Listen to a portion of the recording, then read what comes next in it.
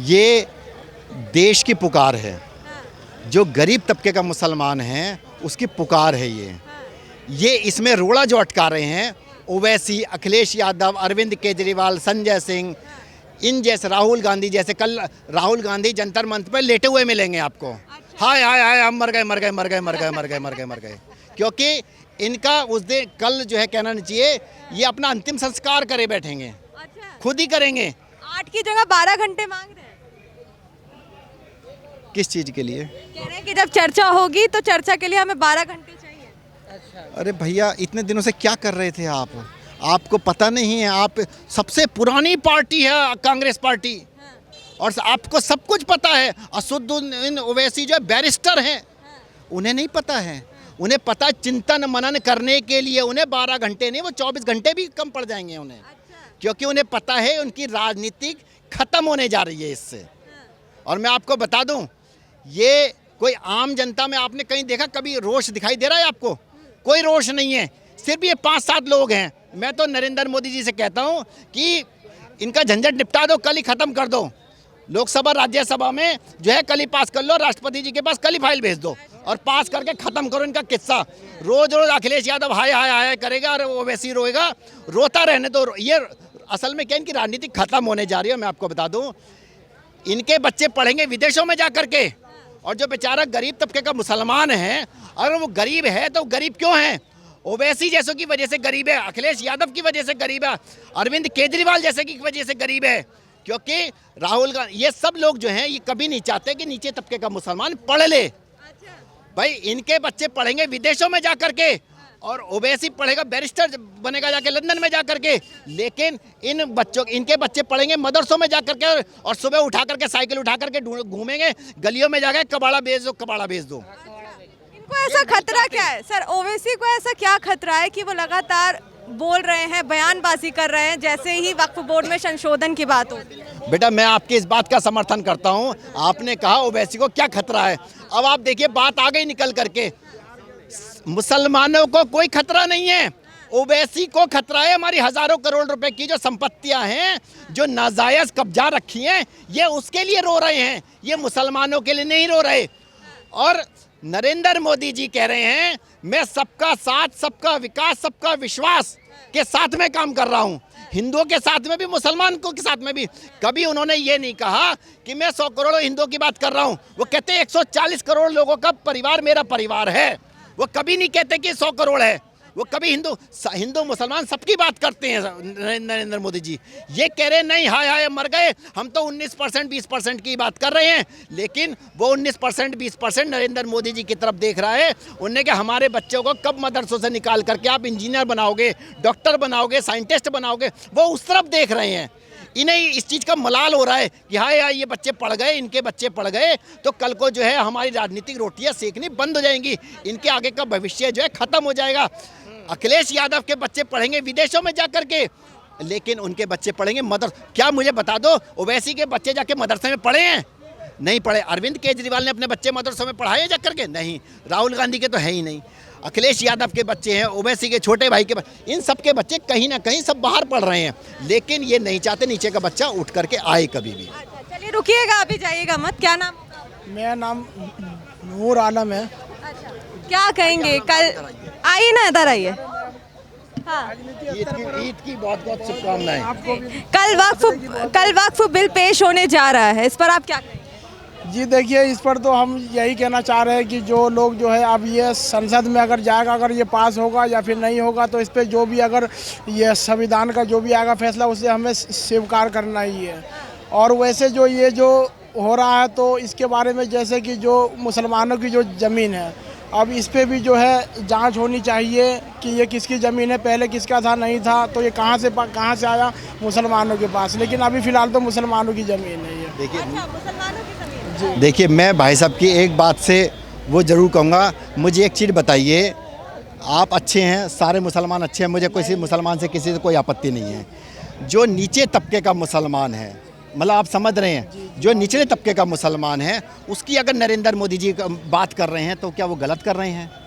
ओवैसी के बच्चे पढ़ेंगे विदेशों में जा करके, अखिलेश यादव के बच्चे पढ़ेंगे विदेशों में जा करके, संजय सिंह के बच्चे पढ़ेंगे विदेशों में जाकर। मुसलमानों के बच्चे सिर्फ मदरसे में पढ़ करके कबाड़ी की दुकानें खोलें, ऐसा क्या कभी होते देखा है आपने? ये नहीं पढ़ने देना चाहते, नहीं अच्छे। हाँ, ये जो है जैसे कि अभी जो भारत में राजनीति स्तर पर जो हो रहा है, तो ये जो मतलब कांग्रेस है या अखिलेश यादव है या फिर जितने भी आम आदमी पार्टी है या बिहार में जो आरजेडी पार्टी है, ये सब जो है मतलब मुसलमानों के खिलाफ है, इस्तेमाल किया है उनका। हाँ, ये सब मतलब मुसलमानों को जब वोट आता है, चुनाव के टाइम आता है, तो ये सब चाहते हैं कि मुसलमान वोट दे और ये लोग अपने और अपने घर वालों के लिए जो है करते हैं, जो भी काम करना है विकास, मुसलमानों के खिलाफ हो जाते हैं ये लोग। जी हाँ। अच्छा सर, क्या कहेंगे कह रहे मुसलमानों के खिलाफ? ये बात सही है मैम। वक्फ बोर्ड आज तक अगर सच में मुसलमानों के लिए अगर कुछ किया है, मुसलमानों के लिए क्या किया है? किसी असहाय बच्ची का शादी करवाया है वक्फ बोर्ड ने? कितने लोगों का करवाया है? कितने कॉलेजेस खुलवाए, कितने यूनिवर्सिटीज़ खुलवाएं? मैम ऐसा कुछ भी नहीं कोई कार्य किया है। मेरे हिसाब से वक्फ बोर्ड जो था, वक्फ बोर्ड को निरस्त कर देना चाहिए, ख़त्म कर देना चाहिए था। खत्म कर देना चाहिए। अब वो तो देखिए, इसके बारे में मुझे तो ज़्यादा जानकारी नहीं है, मैं इस पर नहीं बहस करना चाहता हूँ। हर राजनीतिक स्तर पर जो है, चुनाव स्तर पर ये सब के बारे में अगर आप पूछना चाहते तो उसके ऊपर मैं बोल सकता हूँ। मैं बिहार से आता हूँ और बिहार की अगर इस पर चर्चा करनी है तो हम बोल सकते हैं। ये बताइए, वक्फ बोर्ड से आपको कभी फायदा मिला? हमको तो कोई फ़ायदा नहीं मिला। तो फिर उसका खत्म हो जाना सही है।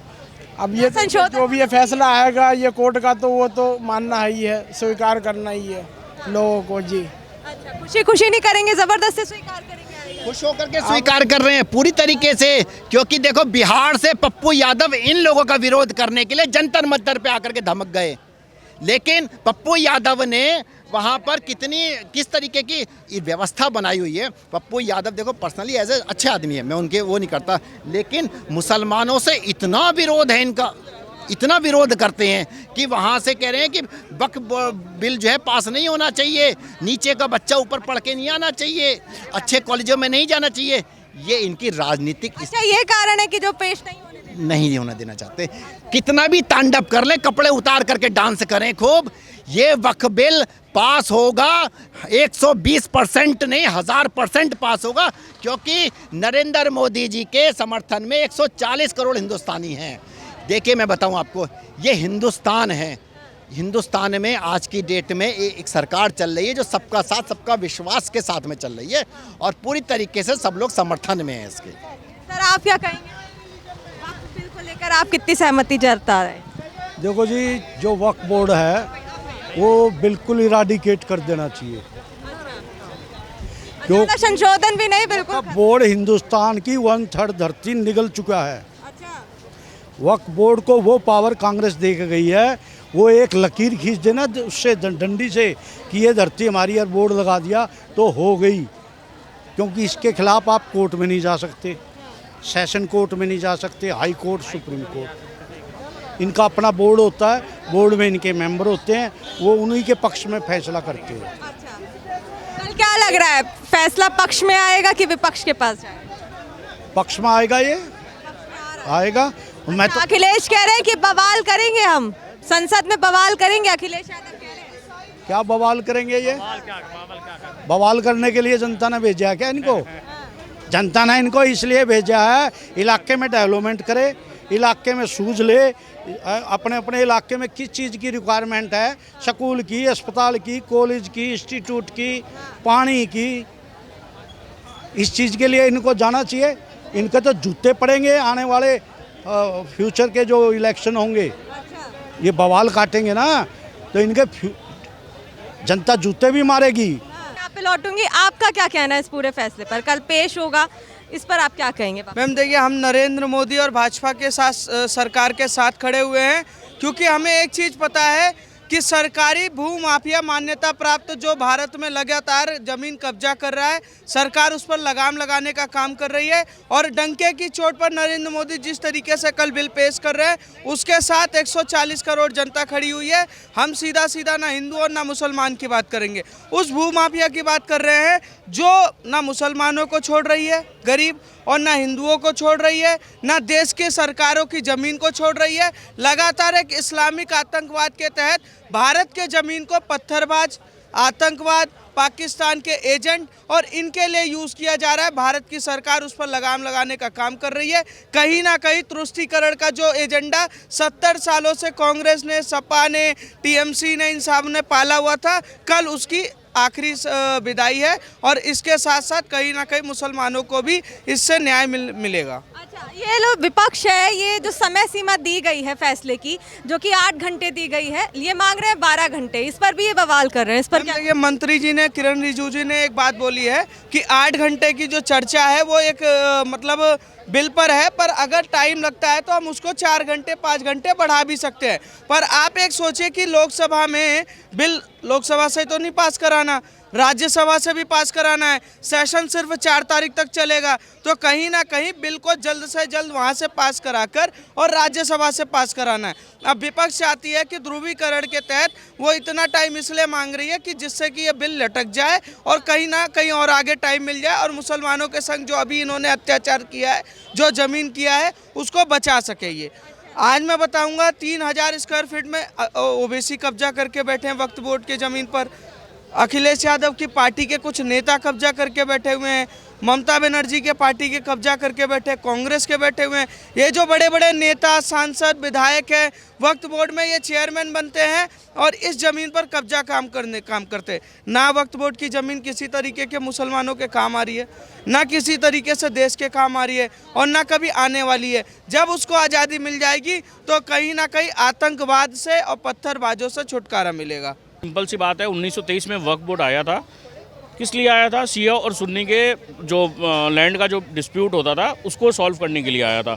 मगर 1954 में भी चलिए उसको लाया गया इंडिपेंडेंट इंडिया में, ठीक है। 2013 में ऐसा अमेंडमेंट कर दिया कांग्रेस ने कि मतलब वो नॉन मुस्लिम का भी, मतलब हिंदू हो या सिख हो, किसी का भी हो, किसी का भी लैंड एक्वायर कर सकते हैं।